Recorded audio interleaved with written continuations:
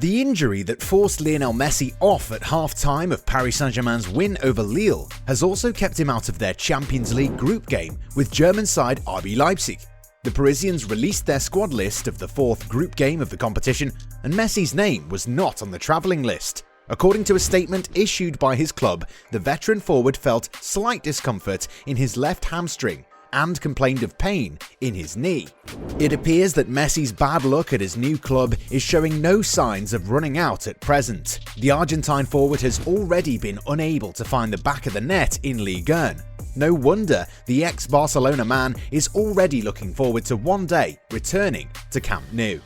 Manchester United were in a spot of bother against Atalanta, and then Ronaldo decided to save them again.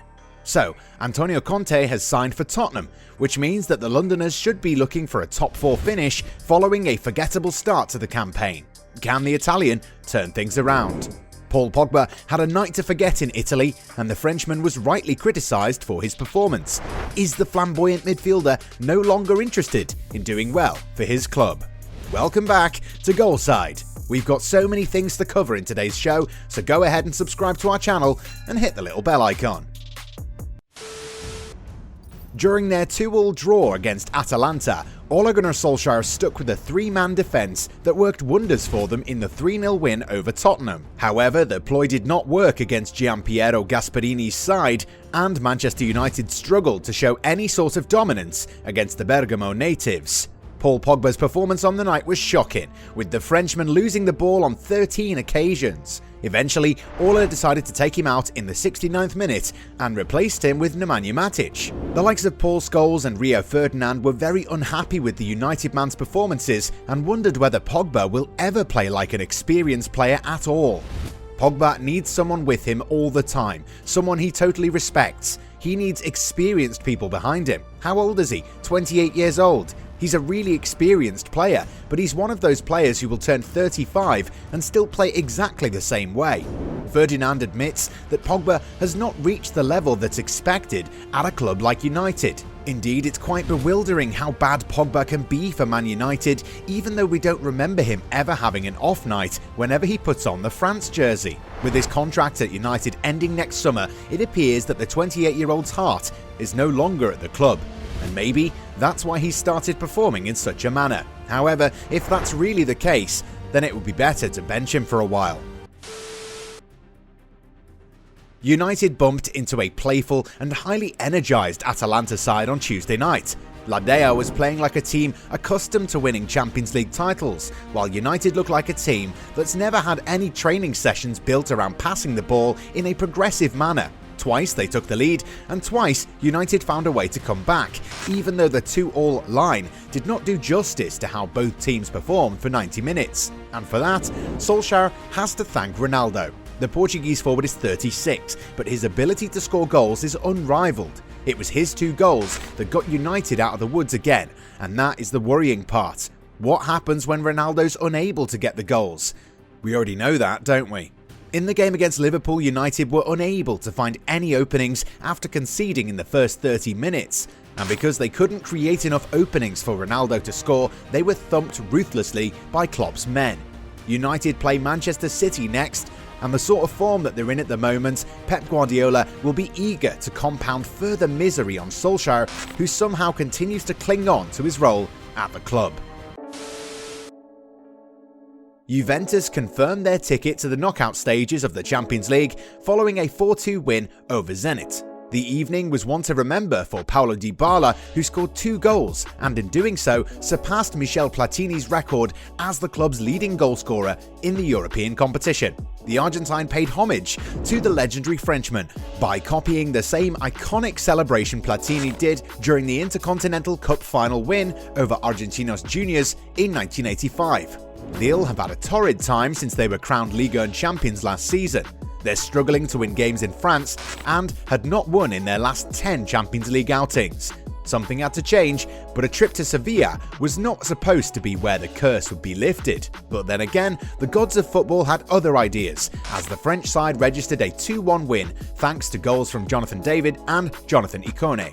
Is this win the watershed moment for Jocelyn Gourvenec's side? Time will tell. Hired by Tottenham to revive the sinking ship, Antonio Conte is in for quite a ride, and a few months from now, we'll know whether it's a ride to remember or the one where you either pass out or scream for the ride to stop. That's life as the manager of Tottenham. Daniel Levy tends to sell you a dream, but the dream ends with a beautiful stadium, a few good players, and a star player wistfully looking towards the exit. Spurs haven't had a great start to the season, and following a 3-0 defeat at the hands of United, Nuno Espirito Santo paid the ultimate price. In his place, the club has decided to appoint Antonio Conte, a serial winner who's won trophies in Italy and won the Premier League for Chelsea in 2017. It's a good move, and Conte will be looking to stamp his authority on the pitch from the get-go. The Italian tactician is likely to go for a 3-man defence and will have very specific requests for the transfer window. According to reports, the club is going to try and sign Fiorentina's Dusan Vlahovic and AC Milan's Franck Kessie this January. Defence is also a concern, and Spurs are likely to make moves for the likes of Stefan de Vrij and Manuel Lazzari. Conte is also going to clean up the squad a little bit, with the likes of Steven Bergwijn, Giovanni Lo Celso and Dele Alli set to face the axe. A really interesting transfer window is approaching for Tottenham, and one thing's for certain, the Londoners are no longer going to be an afterthought in the Premier League so long as Conte is in charge. Barcelona are officially interested in making Xavi their next manager, following Ronald Koeman's sacking. The former Spain international is currently the manager of Qatar Stars League outfit Al Sadd, where he's done a great job. At present, the club's owners are willing to part ways with their manager, who's got a contract until 2023. In financial terms, it means that Barca will have to pay Xavi's release clause, which is estimated at €1 million. Al Sadd's owners are willing to negotiate the amount as long as Joan Laporta comes in person to Doha and closes the deal. For the time being, the Barcelona president hasn't made any plans, but a senior member of his team is heading to Qatar to resolve the situation in the next few hours. This reportedly has not had any effect on Al Sadd, who are not going to compromise and want Barca to pay €1 million, an amount that doesn't seem to be a lot, but is quite a steep price for the Spanish giants, who are already in so much financial trouble. The Catalan giants have a salary margin of €3.5 million to finance Xavi and his team's arrival. It appears that Laporta will have to soften his stance and acquiesce to the Qatari club's wishes, since the owners aren't really willing to be lowballed by the European giants. PSG did find themselves in a tricky position ahead of their trip to Germany. They were already without Leandro Paredes and Marco Verratti for the Champions League encounter, and now that they head into the game without Lionel Messi, things could be a little bit too complicated. However, it appears that Kylian Mbappe might find it easy to play without Messi in the starting 11. The Frenchman has struggled in recent weeks, and the stats show that the youngster's performances aren't that great when the Argentine shares the field with him. In fact, Mbappe has only scored 1 goal in 8 games with Messi in the team.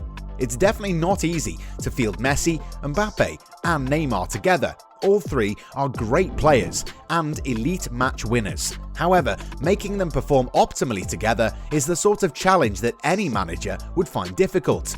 Messi shone in the Champions League win over Manchester City while playing down the right, but overall he seems to be a little bit too isolated. During the goalless draw against arch-rivals Marseille, Messi had little influence on the game and struggled to express himself. Of course, Messi no longer has the legs to operate as a mercurial winger, so a number 10 role is what could turn things around for him. With his great vision and the ability to pick out a perfect pass, he can help Mbappe a lot on the field.